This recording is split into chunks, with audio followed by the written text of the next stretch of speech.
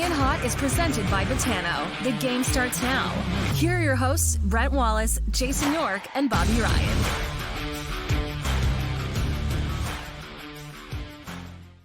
Hello, everybody. Welcome to the show. I'm Brent Wallace alongside Jason York, Bobby Ryan, as this show is always presented by Botano. Gentlemen, it is day 682 of the Ottawa Senators sale. We'll get to that later. But first, it's the summer. And you two both enjoy getting out and swinging the clubs around. Did you watch the Canadian Open yesterday, Yorkie? Bits and pieces. I saw the end, but not as busy. I was on the course yesterday. Okay. So I had my, All had I my care own about is the ending anyway. Yeah. Yeah. I watched a little bit. I didn't find the production great. You're already negative. Can you just say congrats to Nick Taylor? Oh, I was. Hey, listen. Well, yeah, eagle to win it, right? So, and like a 50-foot eagle, like Yeah, pretty good putt. But I can only speak for myself, but I didn't really weigh in on this until I had no clue that he was Canadian until after all of it, and then Adam Hadwin got absolutely buried. I know, that was great, wasn't it? So Stop this crazy fan. I want to know this guy so bad because he got fucking hammered. He was trying so hard, doing the spray thing or whatever. But that security card is going to go down in history. That's for sure. So, and Gavin, if you can roll in the video, I think we have it. You got it. Like Adam Hadwin, who's, by the way, those who don't know, fellow golfer is Canadian, just comes out to throw the champagne on. This is huge. Like the first time in 69 years, I think it is, that Canadians won the National Open. He's storming. All the Canadian golfers are storming and then crushed. So I will like to point out, in typical Canadian fashion, he did apologize to the security guard. Come on, really? Yeah. Yeah. No. Yeah. Do you know what I thought it was? Dude, Do you know he got when hit you look so at hard, it, though. when you look at it at a quick glimpse, I thought it was Darcy Tucker. It kind of looks like him with the beard, right? I was a little worried about whiplash here. I was a touch worried about whiplash. He had to go in for concussion protocol. Look at Look at him. Look at the wingspan on that security guard, by the way. Man, I wouldn't want to get tackled by this guy. Oh God! No. So there's one picture. I think it could be this one. You see, there's Nick Taylor and his caddy. They're just celebrating like the life. Adam's just trying to survive the next 2 seconds. Look at those two they're hugging it out on the left side, and then he's just getting buried on the right. Yeah, I love that. I love that. Yeah, it makes me so happy. Those still pictures taken by Andre Ringette, who you guys know very well, the Sens photographer for years. He was the official photographer for the Canadian Open, so I just wanted to give props because these pictures are phenomenal. The whole thing to me it almost seems typically Canadian. That the security people aren't prepared for someone to be storming the greens and then all hell breaks loose. Go back to that picture for a sec. Go back to it for a sec. Can you throw that up there again? Look at the two guys behind Hadwin just laughing their asses off, watching him about to get buried. He's gonna hear about this all year from the rest of the guys on the tour. Dude, he's gonna hear about this for the rest of his life, Yorkie. There's If you check Twitter, all the guys, Mackenzie Hughes, all these Canadian golfers are just giving it to him. They're all like, just an update. He's okay. He's fine. He's breathing. Yeah, they're all over him. His wife is even tweeting about it. Yeah. His wife was like, hey, he's back in the land of the living or whatever. But it was amazing. I love it. It was so good because Jim Nance is going, I think it's Nance who says, well, they're celebrating. And then Adam Hadwin just got tackled by the official or by the security guy. But there's no video of it at the time. I'm like, show me the video. So good. Do we have the putter flip, Gavin? This, by the way, will become, I think, an iconic photo. Another Andre Ringette picture, by the way. But when you think of like the Jose Bautista bat flip, this one is right up there, right? Like that becomes an iconic picture without question. So I can only preface this by saying that I told you guys I gave 19 strokes, right? This is your member guest, right? Wait, set up the story. Set the table here, Bob. I love this. I had to give somebody 19 strokes, and then it was what it was. Anyway, we play a par 3. It's 145 yards, and I'm having to give a stroke. He hit a pitching wedge, absolutely perfect. And the moment he hit the wedge, he tossed it to me. I wasn't even mad. I caught his wedge because he threw it at me. It was absolutely perfect. Yeah. So you got beat by a 19 handicap that fires an 82. Do you know what the odds of that 84. are? 84. And I'm sure it was every shot. I'm just having a great day. It's one of those days. I'm never usually this good. He made 20-footers everywhere and just, but he basically said the same thing. He's like, I've never had a day like this. I go, yeah, but you haven't. I bet, yeah. Is there a chance he may have lied about his handicap? Just a touch. Yeah, okay. Just a touch. So Bob, this was your member guest, right? So he was the guest, obviously. He was the member. So yeah. Member. Oh, so he's a member there. Yeah. And I've never met him. But I can't. He shot 84 with 19 strokes. Like, what do you? There's just no way around beating that. 84. Like you can see like a 19 handicap in competition golf. Like a 90, 92 is a pretty good day because you're playing it where it lies. But an 84. Hopefully you didn't lose that much money. Just a couple of bucks. I have just a couple bucks. Before we drop in the bucket. Before we move on to hockey chatter, can I just ask you guys your thoughts? I think it was the second playoff hole.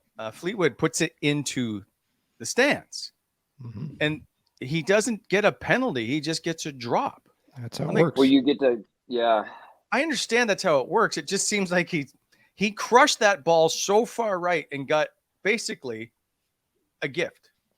Free drop. I would get an 82 if I could shoot with grandstands at every hole. Yeah. Easy. You see the size of the rough out there? You missed the fairway by a couple inches. You can't even see your ball. Yeah, I don't like the rule. I know it's a. What are you gonna do? It is. It's a cop-out rule. It is what it is. But usually when you miss a green like that and you're like it's still pretty tough to get up and down on those courses when you miss to the right or left of those holes. It's just the way it is. Yeah. All right. I know. I don't like it. Okay. We're moving on. Sens fans, I think right now feel a little bit like Adam Hadwin with the Sens sale. Like every time they turn around, there's another crushing blow to this thing. It's become an absolute disaster. And finally, I think if everything that we're hearing is now factual, this all goes back to the feet of the board members and the Melnick Doddards of how badly this has been handled. And it's without question a gong show. I'm glad now that the league it appears they finally stepped in and went, enough is enough. Get the sale done. See, the one thing though, the one thing I know people are blaming the Doddards. They've hired a firm. We all know this. That's representing them. So, like they're big time. They're like real estate brokers for professional sports franchises. That's what they do. Like they did this. Right. I think they sold the Yankees, a couple other, the Mets. So they're calling the shots, and that's I think. But that's not how it works, Yorkie. Listen, you know the real estate market. And you guys know player agents. The agent only works on your behalf.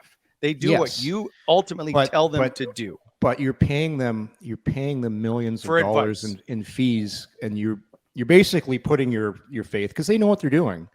At the end of the day, like this has dragged on far too long. It's gonna get done soon. Also, too, I don't think the NHL wants to announce this during the playoffs. I think they want to keep the focus on the series, on the Vegas, Florida series. You have to. Yeah, I never saw them announcing this during the playoffs. So wait a second. You think this is going to overshadow the Stanley Cup final? I don't think it's going to overshadow it, no, but I just think they want to keep they never like to do big announcements during the finals. And I'm not saying it's done or anything, but I'm not surprised by the timing. It was either going to get done before or after. Now we're in the camp of after. I just hope it gets done before the draft. We've seen trades happen. We've seen GMs quit, go to another organization. New GM gets hired. Like, we've seen lots of moving around stuff. We've seen coaches get hired, or at least rumored to be. There's lots of stories. Let's not, like, nobody gives a shit outside of Ottawa who's going to buy the Ottawa Senators. Well, when you had Ryan Reynolds involved in, like, yes, but you don't now because you messed it up. Exactly. Well, I'm angry about this. Also, too, let's not forget the NCC plays a big part in this. Like, they play like not necessarily though. Over years of dealing with the city, and I'm sure once people got under the hood and they said, "Whoa!" Like, right? Yeah. It's like it's a lot easier to get buildings done in different parts. Ottawa's a very difficult community to deal with, so.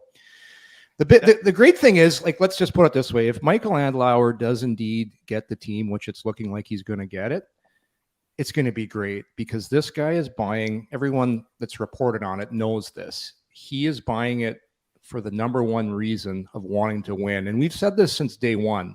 So if he's the guy that gets it, it's going to be, because at the end of the day, it's still about hockey.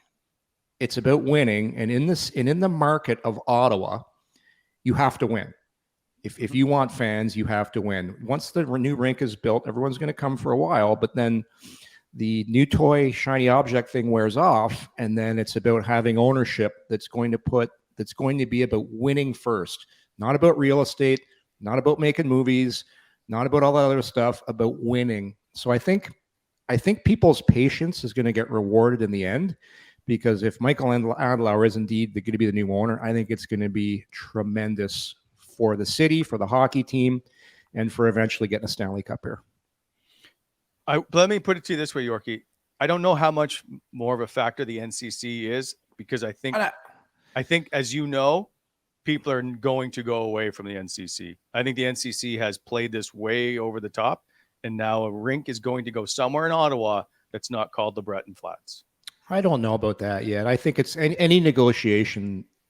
Like you think it's over, you think there's no hope, and all of a sudden, like this is a $1 billion negotiation, so it's going to get testy. There's going to be ups and downs, and we'll see. I think people forget too, when you're building something like this. Yes, the hockey is important, but there's only 41 home dates. You have to put this in a place where you are going to become a major player in the events business. You're not going to be an afterthought when a big market comes. Hey, we're going to do Montreal, we're going to do Toronto.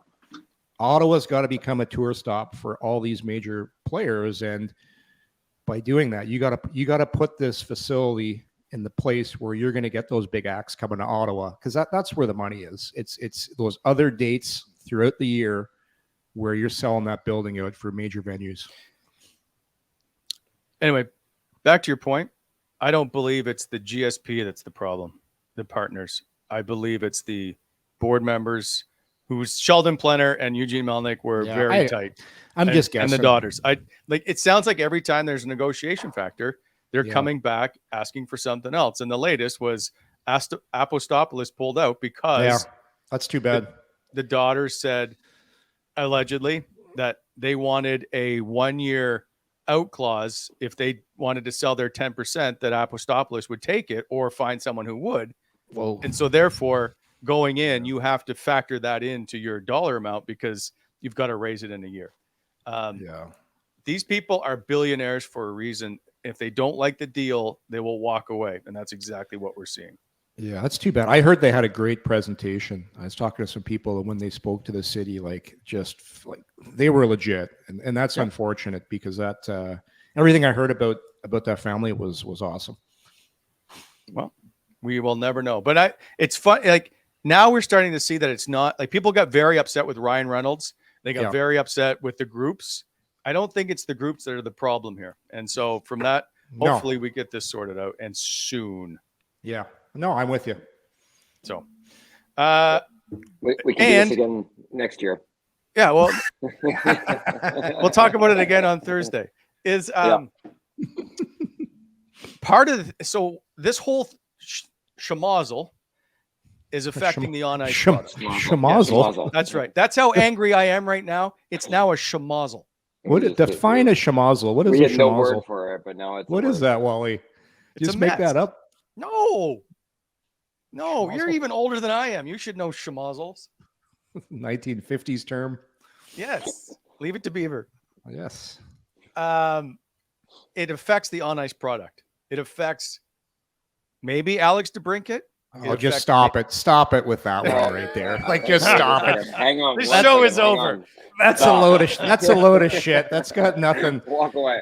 Yeah. I'm not basing who I'm signing on. Basically, oh God, just Hold on. That's No, a nice little excuse. listen. It's full of Can I shit. get to my point? My point is, if it's true, Alex is saying as a soft out. Well, I'm waiting for the ownership and see who that's going to be. I don't believe. I just think that is an excuse or just a way to push this little off to the side. I don't think he wants to sign. I don't have any reason to think one way or another. I just get a feeling. And so now we look to move him. But I don't think that's a problem. I don't know why Sens fans are so wound up about Alex DeBrincat. I don't think you win the Stanley Cup based on whether or not he's in your lineup or not. Oh, Wally, just hammering DeBrincat right off the start of the show. No. I like it. Oh my God. I can't You're deal not with you winning two the today. Stanley Cup with DeBrincat on your team. Yeah, My he's God. not even a Sens fan. No, that's not what I said. Strong I opinions. said, I don't think it makes a difference if he's on your roster or not to win the Stanley Cup. He's not an impact player, was what you're saying.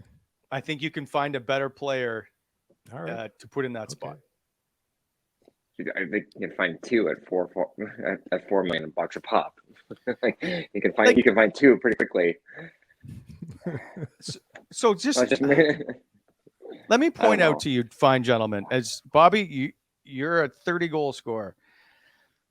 The percentage of goal breakdowns in Ottawa this year, top six forwards, and I put Shane Pinto in that group and not Josh Norris.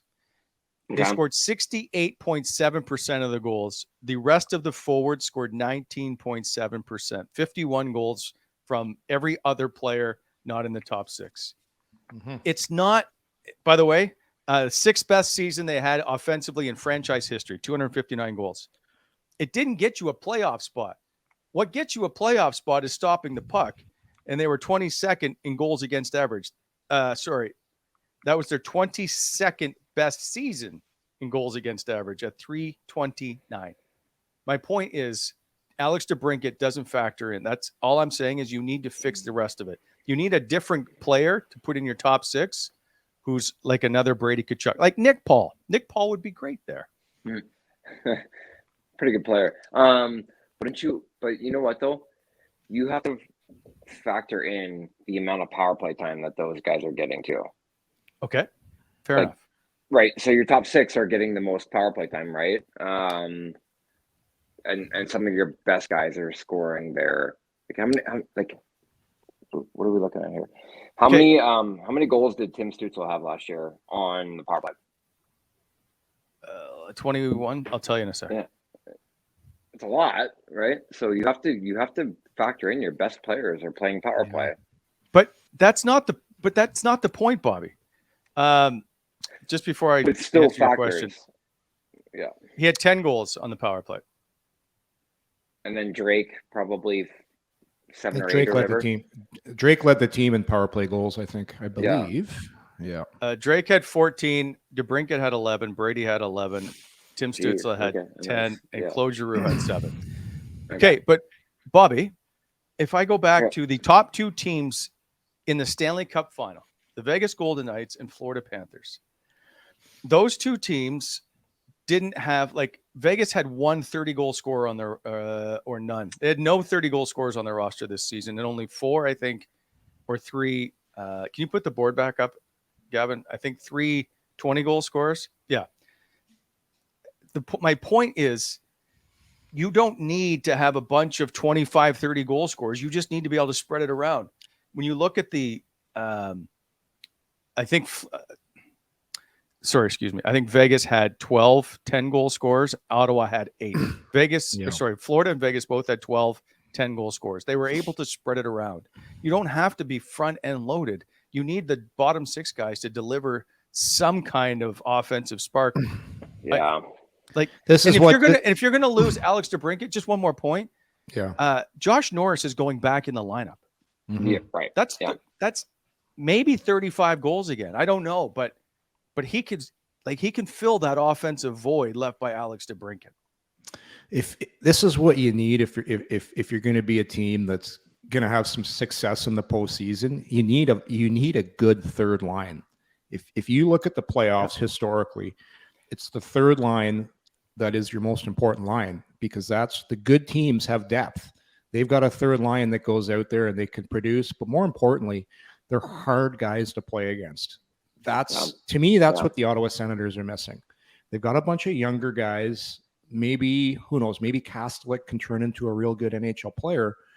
But beyond that, there's just not enough depth on those third and fourth line positions. There's too much of a drop off. That's my point. Yeah, and that's how you win. And you look at Vegas, you see they're 4 lines deep. Like there's that team's an anomaly. There's just not that many teams that are that deep, but it's just the playoffs are so long, they're so grueling. We know Ottawa has to get there first. And a guy like DeBrincat helps you get there for sure. But once the playoffs start, it's about depth and having guys that are hard to play against every single year. It's not going to, unless they start changing how they officiate the playoffs, which they're not, and what it takes to win in the playoffs, Ottawa's got to become a tougher team to play against. So by having 6 or 7 guys that primarily are goal scorers, that's not going to help you win in the playoffs. What's going to help you win in the playoffs is exactly the point you're trying to make, Wally, is depth. So how do you get depth? Well, you get depth by not paying a single player $8 million and you spread that out throughout your lineup. And it's pretty, it's not as tough for people to comprehend as it should be. Ottawa has enough star power, and star power that's young. That's the crazy thing about this argument. They've got Tkachuk, they've got Stützle, they've got Batherson, they've got Norris, they've got Pinto, they've got their experience. They have enough $8 million players. They've got enough. Like they need a couple more. How many do you need? And these guys aren't on the back 9 of their career. They've got Giroux, who's older, but that's your older leader guy you have too. So what they need is good, hard guys that can play and have some skill. And the best thing about those guys are you don't have to pay them $9 million. No, so just a couple quick bucks and then you call it even.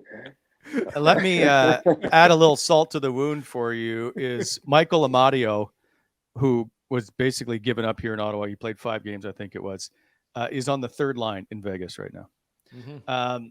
So just thought I'd throw that out there. Is who is your third line in Ottawa next year then? And there's a lot of people that think Ridley Gregg is going to move into that left wing spot with Pinto and Joseph. Yeah. And so for those who like, Ridley Gregg had 9 points in 20 games last season, 2 goals, 7 assists. He's going to turn 21 here in August. We all know what he brings, but is he good enough to be a regular in that third line spot? Yorkie? From what I've seen so far, he needs to have a really, really big summer. He needs to put on some mass, some size. Yeah. He needs to start making way better decisions on the ice. He takes way too many penalties 200 feet from his own net. He plays hard, which you love. You don't want to take that out of his game. But I think that was the theme on Ridley Gregg. I remember when we had Troy Mann on the show, he said the same thing. Troy said he needs to put on. He actually called it. He's like, he needs to get bigger. The way he plays, he's going to get hurt. And sure enough, he got hurt. So it all depends on his summer, because a lot can change from April to July with a young player. So if he comes in and is stronger, faster, all those good things, can he? I would prefer to see him start in a fourth line role. Maybe start him on the wing to start. But I liked him. There's a lot there. But I need to see what he looks like in camp before you make that decision. But for sure, I think he's going to be a player, and I think he's going to be a third line player. But I just think his summer is vital. Dude, he's got some bite too. I like. Yes, the bite. He does. Yeah, I like that. That's your guy, but probably a year away from being the guy. I tend to agree with you, but okay, so the other guy that doesn't get talked about a lot and kind of gets lost and people had high hopes was Parker Kelly.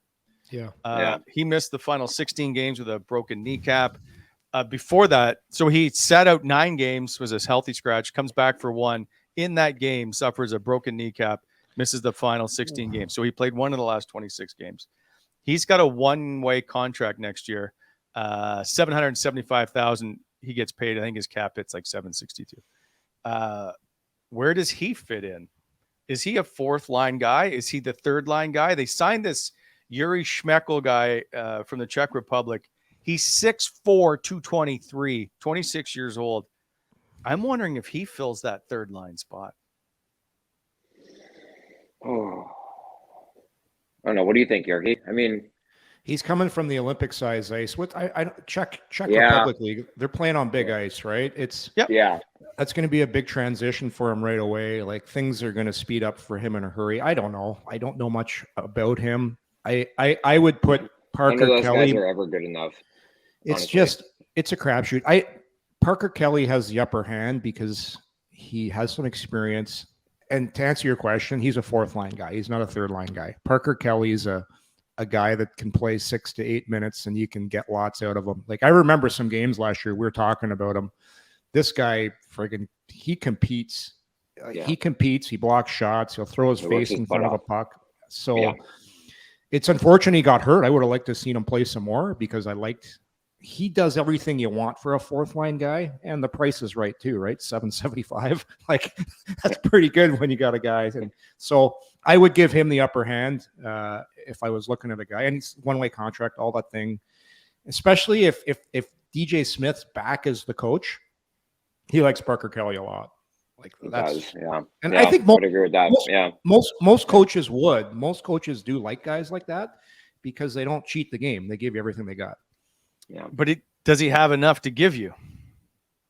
I just said, well, what more do you want? I was gonna say if you're gonna plug him in at 4 and 4 and give him 6 to 8 minutes, yes, exactly, right. I need someone to score goals. Is what this? It's not gonna be Parker Kelly. Well, so that's my point. By the way, Schmeckel played Sweden last year. The last 3 years, he's played in the Swedish league. Liga 2 years, and then the Swedish Hockey League last year. 23 goals, 43 points in 49 games.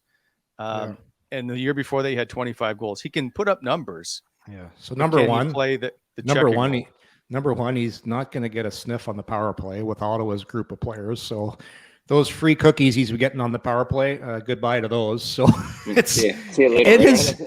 It is so tough to come in. Hey, I got 25 goals. Well, guess what? Now you're not on the power play. You need to hit everything that moves out there. You need to block shots and don't get scored on. So, and just don't be a minus. But the point is, he can get around the ice and he can score. He's got hands. We'll see, man. It's tough. The game plays with your head. You come over. There's like 10 guys fighting you tooth and nail for that last spot on the team. It all depends on how much. I'll use one of your 1950s terms, Wallace. I think it's Darren. How much gumption does he have in the goat gut? Yes. How much gumption or intestinal fortitude? It's not going to come to camp, and it's not going to be like having cake and coffee over in the overseas leagues. It's like you got.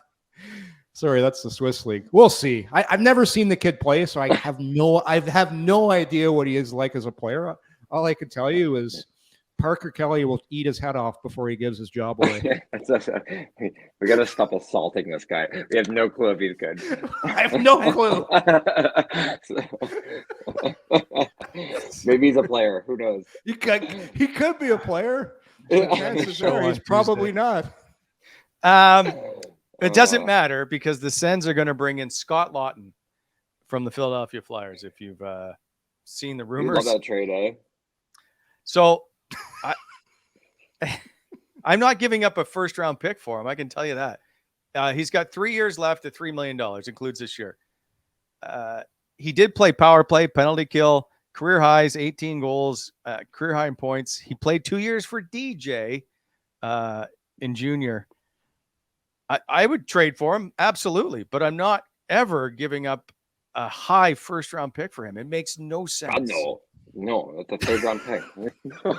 Well, but that's what God, no. but that's what Philadelphia wants. Would you? I'm not doing it. It's just Philadelphia me. is in no position. They're in no position to be demanding first-round picks there. Like nobody's paying it for a 30. He's turning 30. Yep. No. You're not giving up a first-rounder. Come on. No. Like he's a good NHL player. Like a really good NHL, solid, probably be great in the playoffs. But that's more of a maybe a late second, third round, because that's usually the price tag, right? Maybe part of a package deal. You get him in a package deal. He comes in and be a real nice addition to your bottom six. That's where you see it fits, like a great bottom six player. But you're not giving up a first round pick for a bottom six player. You're just not. You're giving up a first round pick if you are a team that's on the verge of possibly winning a Stanley Cup, and you give up that pick at the trade deadline. But like not now. Yeah. No, God, just, I like Scott Lawton, and there's no chance I'm giving up a first What round pick. did the Sens get for Connor Brown when they traded him? Second. They got a second round pick. Who's a better player? Oh, I'd have I It's wish not the even Connor close. Brown thing didn't happen, but and that's at the trade deadline, right? So a second round. No, pick he was off season. Okay, second round. They got rid of him just before Claude because he wore the same number. Yeah, like that just makes no sense. You're going to only get a second round for Connor Brown, and you're going to give a first round. No, come on. Okay, what are we talking about here? I understand what you're saying. I'm just trying to help. By the way, that report that Scott Lawton, the Sens were interested, it came up with Elliot Friedman. I want to go back to DeBrincat for a sec because, well, it's fun. According to to Elliot Friedman again, DeBrincat had a list of teams he has submitted. Detroit, obviously hometown boy. Vegas, Florida, Dallas, and Nashville as some of them. My guess is Vegas with no taxes, eh? See, that's exactly where I was going. Every single one. Every single Dallas on there. So, is the tax rate in Nashville very good? It's obviously awesome. You moved. Why do you think Bob lives there? Yeah, it's tax He's no dummy. So Vegas, Florida, Nashville are all low taxes, and then I don't know about Texas. Bob, when I got traded tax-free. When I got traded from Anaheim to Nashville, it was like the best Christmas present ever. Like it was 20% raise right off the bat. I got traded from Anaheim to Ottawa and lost money. Yes, you did. Yeah. I had no clue. Zero idea. When Mike Hoffman got traded, he goes to San Jose, right? And then they flip him very quickly to Florida. And he actually made money because now he goes from high taxes in California. Yeah, I think it was a couple $100,000 that he saved by going to Florida by being traded. It's a couple $100,000 every day. Now, honestly, it's a lot of money. So that's why those destinations are the ones. So sure. Yeah. So who's on the list again, Wally? It's Detroit. Nashville. Yeah, Detroit. Yeah. Vegas, Florida, Dallas, Nashville. I think he's from Farmington, so he's right around the corner from. Yes. Yeah. I think the Detroit, like we said this 2 months ago. I think the Detroit option makes a lot of sense. Familiarity, player wants to go there. Lots of assets that Ottawa could use. Ottawa could really use, like this just in, a first round pick in this draft. Like you get one of Detroit's first round picks, you're going to get a really good player eventually. Yeah, you should. This is a deep draft. That would be the team I would be trying to deal with. Multiple first round picks. They got some nice prospects over there as well. You could probably wheel a pretty good deal with Detroit. And they would want a guy like DeBrincat because he's young. He could build with their core. And they've always loved skill guys that are puck possession guys. They've always played that style of game. Yeah, agreed. But the argument is, and so I need to flesh this one out. People say, "Oh, you can't trade within the division." I believe that ship is long over. Like that sailed a long time ago. We now see them look at the monster deal that Toronto and Ottawa pull off with Dion Phaneuf, the captain being traded to the Ottawa Senators. But there was a few that just happened this year. I believe Carolina was one. There was a couple deals like Well, Trades get made within the divisions now. It's not that big a deal anymore. What if It like really isn't. No. the Matt Murray trade? What if by chance Murray went on to lead the Toronto Maple Leafs to the Stanley Cup? Like Ottawa basically it didn't happen. We knew that wasn't going to happen, though. Yeah. I was trying to forget that one. Yeah, we knew that wasn't going to be the case. Yeah. Wow, that's okay. They make the trade. Dubas still gets a great job in Pittsburgh. Yeah, just a 7-year contract. So No, I didn't make that trade. That wasn't me. Oh, we just put to bed this. You can't trade within the division anymore. What Boston? Pick up Tyler Bertuzzi from Detroit. I think that was another one I was thinking of. Nice. Right? It's not a big deal. Yeah.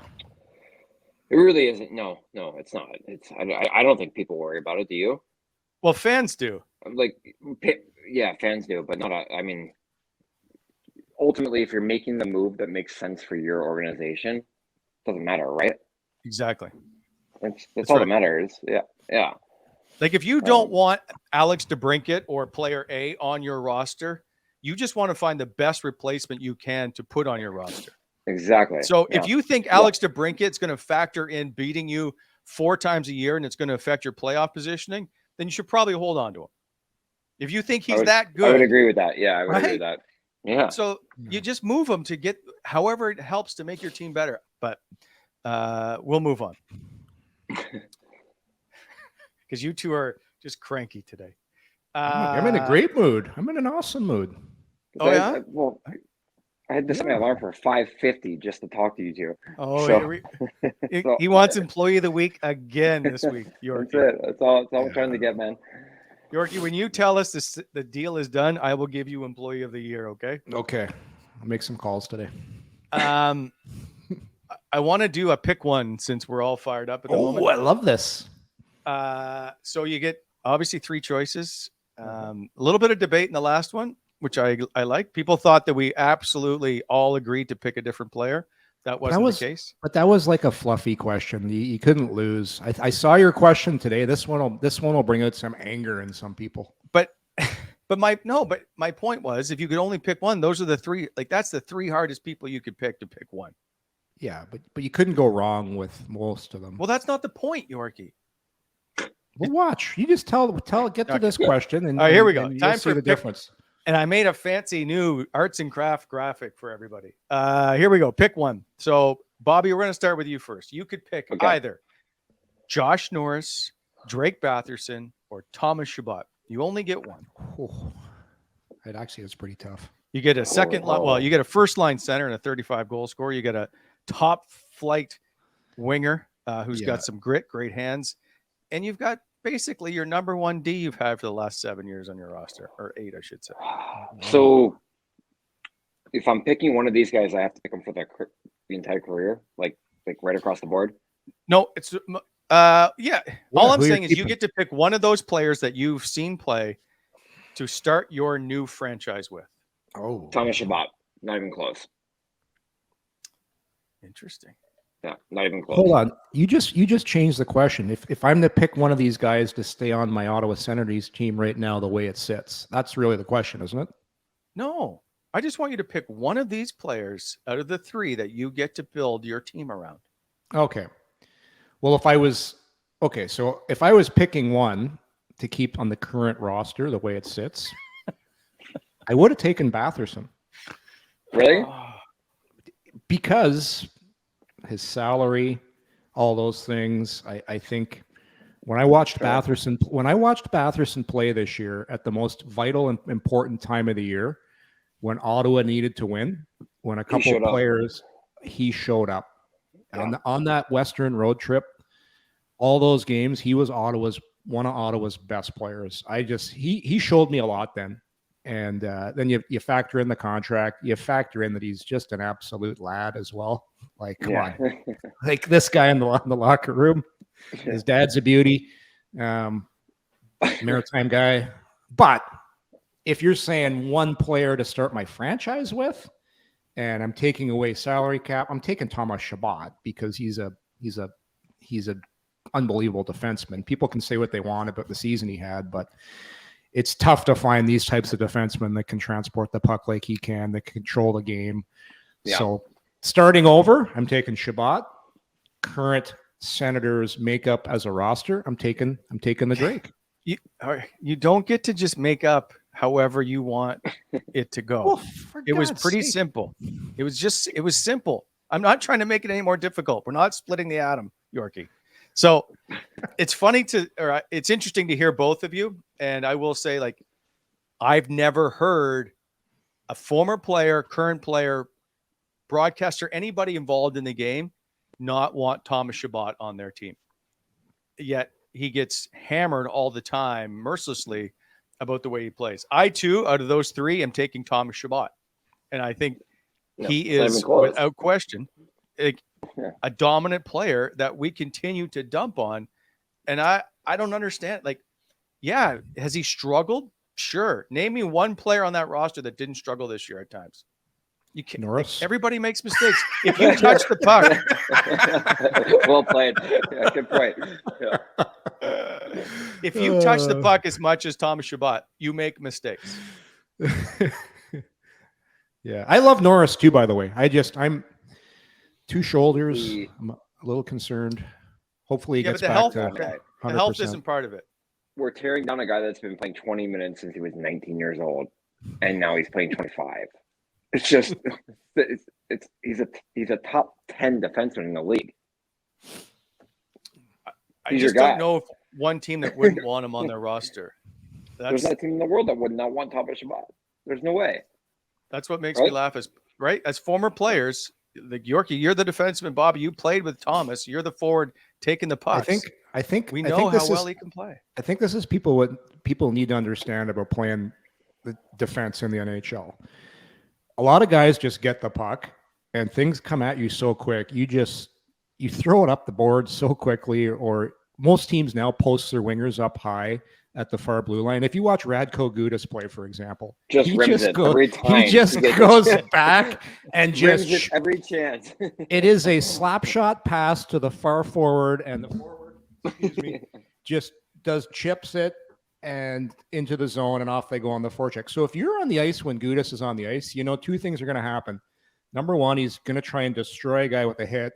And number two, you're probably not going to get a great outlet pass. So when you watch Chabot play, like, he makes the game look easy. He goes back and he'll effortlessly skate the puck out of the zone, and nobody will notice that because it's just come to be expected.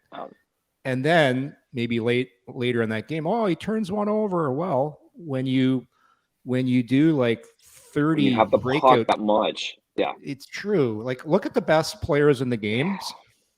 They always lead the team in giveaways. Usually, it's just the way it works.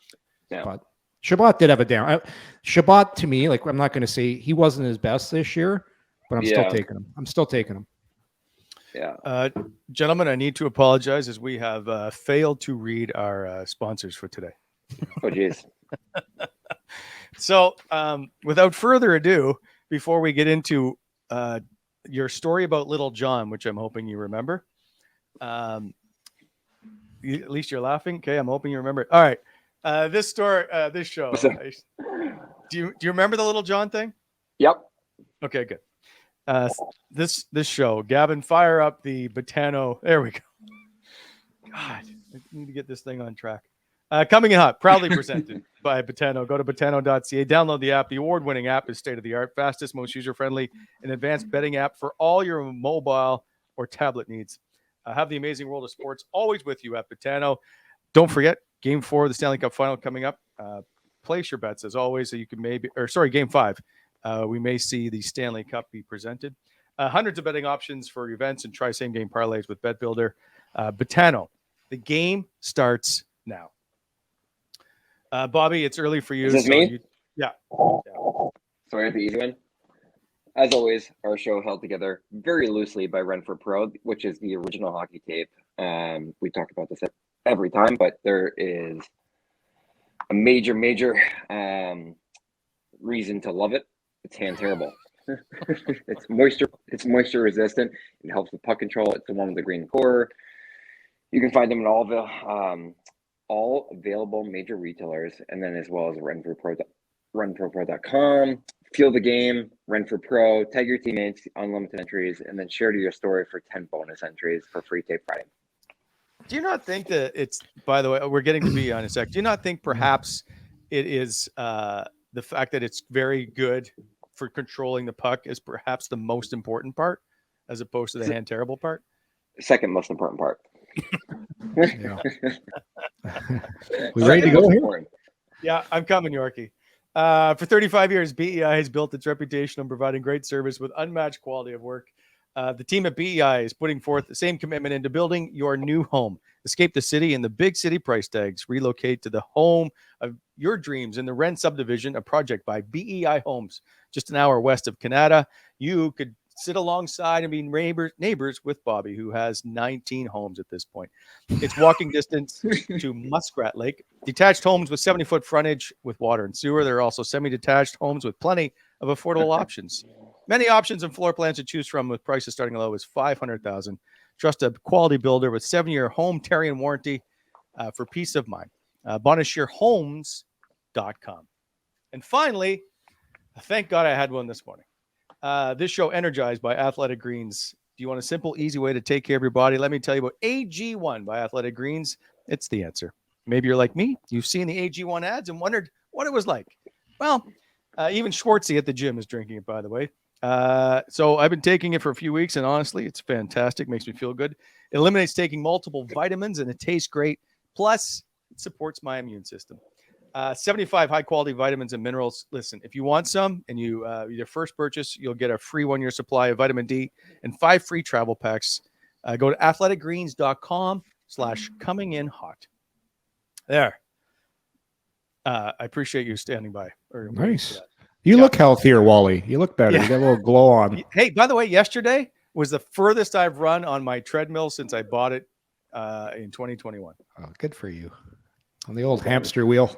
I was running in Washington on a 5K, but it was too slow, and I had to finish the race, so I ended up running 8K. I walked the golf course. Really? I walked the golf course yesterday. That was my workout. I walked the golf course, he says. Okay, get two last things. Bobby. I walked the golf course. That's tough. There's a lot of hills at the Royal Ottawa. Like it's. Thanks for inviting me, Yorkie. Oh, you'll come. I put you put the old Apple Watch on golf mode. It's 1,500 calories, fellas. Jeez. Good Wow. walk. Good walk will do you some good. All right. Okay. Someone called me the other day and said, listen, you've got to ask Bobby, because of Little John being at the Stanley Cup final, he's everywhere. And they said, all I could think of every time I see Little John is basically about Randy Carlyle. So I'm hoping you remember this story. Bobby, can you tell me what Little John means to you? It doesn't mean much to me. I got to be honest with you. We were, and this is way back when. He walked. I'll never forget it, because he actually walked into the locker room and told Randy to stop being a dick to everybody else, and then basically said, "Turn down for nothing." Like I don't know how to describe it, but he basically made fun of Randy right in front of all of us, and it was one of the best stories I've ever seen. So this is Little John making fun of Randy. Walked right in, made fun of Randy, and we all sat there. And like I was in my, I think, 3rd year, so I didn't really have a choice to, like, I didn't really get in the mix or whatever. But I'll never forget that when he looked at Randy and goes, "Stop being a loser." and then Randy Carlyle looked at him and goes, "Fuck you." Like it was this little give and take. It was incredible. It was incredible. That's awesome. So, but I like entire preface with Little John was I like him a lot. He's a really nice person. Really, really nice person. was he ever back in the room? No, Randy never let him back in. No. no. And then I got traded too or whatever. But I would, no. Randy was not having him back in. Like not even close. Quit being a loser. So I'm told that you guys kept you guys kept playing the song "Turn Down for What" all the time afterwards. Every single game. Like Gloria for the Blue or whatever. Yeah. That was our song. We played "Turn Down for What" when we lost. It didn't matter. We put it on just to piss Randy off. You should have had just before the 6 o'clock coaches meeting, before Randy comes in, you should have just cranked Tom Petty, Even the Losers. Just hammered it. Okay. Last topic before we go for the day is I don't want to fight with you guys anymore. So we're going to go to the Quebec Major Junior Hockey League where they have banned fighting for the most part, right? Anybody who fights will be issued a game misconduct and suspended for a game for each subsequent fight. Bobby, I'm going to start with you. Your reaction to banning it in the Quebec League, and ultimately, will this play out in all of junior hockey? Is it time to stop fighting in junior hockey? I'm trying to figure out how to diplomatically say this, but no, you should not. And I'm a traditionalist. I think there's a place for it in the game. I think you're ruining the game, taking it away in any aspect. And that's just me saying that because I have so much respect for the guys that fought. Yorkie, you played. I mean, so did you, right? Like, I have so much respect for the guys that made their career. Mm-hmm. And now I'm torn. Yeah. It's not time to move. You don't move on from the fighting. You just don't. Yeah, I don't think it's not like they're banning it because you just get kicked out of the game. And then I think they'll still. Then you miss another game. That's only a game and a half. So in the league I coached here in the CCHL, the Central Junior League here, if you fight, you're kicked out of the game. But if you fight in the last 10 minutes, you're out for the next game. Are they adopting that rule? Is that what they're going to do? I didn't read. No. You fight, you're out, No. and you get another 1-game suspension. Ooh, I don't like that. I don't like that. Well, okay, hold on. Then put it to you this way. Mark Borowiecki was a pretty good fighter in the NHL. Brady Tkachuk, he can hold his own. They played college hockey where there's no fighting and they wear masks, cages. Do you really need to have a 16-year-old getting his face pushed in junior hockey? No, and in the OHL too, because I watched the OHL extensively when my son was there. There's like an unwritten rule where 20-year-olds don't fight 16-year-olds. It rarely happens. Here's the problem. It's because of, I believe in the Quebec League, it's coming down to they're afraid of lawsuits. They're afraid of eventually what could happen if you get that scenario where a kid gets beat up and something seriously happens, because at the end of the day, it's going to look at the NHL and look what happened to all the former tough guys that passed away. There's obviously something there. That's just, it can't be that much of a coincidence that this many former tough guys have passed away. So there's obviously something there. I'm with Bobby because I'm the same. Just was with Jim Kite the other day, and Jim Kite was a tough guy, played a long time, and I have so much respect for those guys. They're the best teammates. They're the best guys. They are. Yeah. They're the best guys. And Denny Viel, great friend of mine. Times were different back then, though, like that. So the game has fighting, changed. Fighting is on its own kind of disappearing. Yeah. It's less frequently. When it happens, it's the thing they have to get out of the game. Number one, fights after clean hits, premeditated fights. And if you're going to keep in the fights that just kind of happen throughout a game where it's all of a sudden two guys just fight because they've just had enough. But it's just, man, it's because of lawsuits. Yeah. It's because that's the big reason why it's happening in the Quebec League. And I don't want to see it. To your point, Wally, I don't want to see a 16-year-old kid get beat up. Like I can't sit there in the stands and cheer for that. I understand that. It's just such a tough question. I didn't mind what they had in my league where, yeah, we still had fights, and then last 10 minutes you're kicked out for the next game. So we'll see. We'll see if it gets dirtier in the Quebec League. Is there going to be more high sticks, all that stuff? But, So why is it that you don't hear in the NCAA, we need to put in fighting? It's a crazy league. It's out of control. You don't hear anything about it. The NCAA produces quality talent, high-end skill. yeah, no, I agree. I agree. So the Why do you think, argument Bob? that we need to have it Well- because it controls the game is farcical to me. I Yeah. think it controls the game at our level. At our level. So the NHL, So as much yeah. as I'd like to see it banned, I understand it, and so I'm Yeah. okay with it being there. If it's for the open ice hit where you take a guy's knee out because you've been really dirty and stuck your knee out, like Yes. I understand that stuff. yes. I was never a big stage fighter guy. The issue of seeing somebody get concussed or whatever just doesn't sit well with me. You know but, what, though, Wally? But I get it at the NHL. I just think in the college level and between 16 and 20, there shouldn't be fighting. I don't want to see kids have their face rearranged over something stupid. So They're still developing. We all say this all the time, man. And I just caught myself saying it too, that we don't like staged fighting. Yet if you go back into the period of time when Probert and Domi were having those fights, like, come on, who didn't like that? You were going to sign up for that, weren't you? Like, like Madison Square Garden. But Eisman's- that felt Eisman's was on a right now. different is a Tell me different right now to level. sign up for a Bob Probert fight. I'm going to watch. Those Right. were those But you were don't- sta- but You don't those have were that sta- anymore. I know, but people like that. Like, But it's you used to just- have one on every team. You had a designated tough guy on every team, and Yeah, they would yeah. just add that level of entertainment value. And Now you just clearly, got- they were okay with it for the most part. But If now they you weren't, have- they wouldn't be there. now My you first just have line mates in the NHL are Broad Bay and George Paris. But George Peros went to Princeton. He didn't fight in college.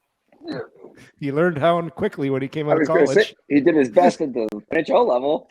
I know that's my point. You don't have to have it at a young Well, level. here's Stu Grimson's a lawyer, for God's sake. The Grim Reaper, one of the smartest guys you'll ever talk to. Ken Baumgartner, who I played with in Anaheim. Yeah. Just my God. Yeah, different times, man. I do believe fighting will eventually in time be a game misconduct in the NHL. I think that will eventually happen. Like, it's already I would decreased agree so with that. much. Yeah. It's going to happen Yeah. eventually. At the end of the day, it is bare knuckle fighting, and as much as it's entertaining, something very catastrophic will eventually happen. It Well, already has happened. It's The just senior league, Don Sanderson, I don't know how many years ago now. I remember having to talk to Chris Neal about it. Was in a senior game, he fell backwards, hit his head, and died after a fight. well. Here's other things too. I played with a guy in the minors, great guy, another tough guy, Jim Cummins, King Kong Cummins. He fought so much his first year pro. He had to go to the hospital. He almost died because he punched a guy in the mouth, and his hand became infected because I guess the human mouth, it's not a good thing. Like, it's almost better to get bit by an animal. But he went to the hospital and he almost died from infection. There's a lot of stuff that can go wrong in a fight, and like, people think that it's funny. People that go to a hockey game is like, wow, is that real? Are they like pretending? Is this WWE? No, it's real. No. Brendan Lemieux, Yeah. Yeah, there you go. the Chompers. Yeah. See, Yeah. I would fight that guy. If you're going to bite me, then I want to feel your face in. Wally. I'd like to see Wally coming in there. Grab- Wally's I'd be first- behind the guy. Wait a I'd be second, like, your yeah, first I'm fight, coming for Wally? you. Your first fight, don't do Brendan Lemieux, okay? As soon as I just get around It's somebody. Kyle Turris for you, bud. Wallace Turris, I could see that. I think Wally could win that one. Wally Turris. With my AG1, maybe. It's a hell of a pillow fight. I'll double it. Maybe one day we'll get into your fight with Kyle Turris. Bob, you Can't mopped wait. the floor. You mopped the floor with him, didn't you? You mop him up. Oh, well, I don't know. What do you think, Wally? I'd What do you have to see the video again. Oh, yeah, that was just the one on the ice. Where do you see the other fight? See, yeah. All right. I'll put that in for the show on Thursday. All right, boys.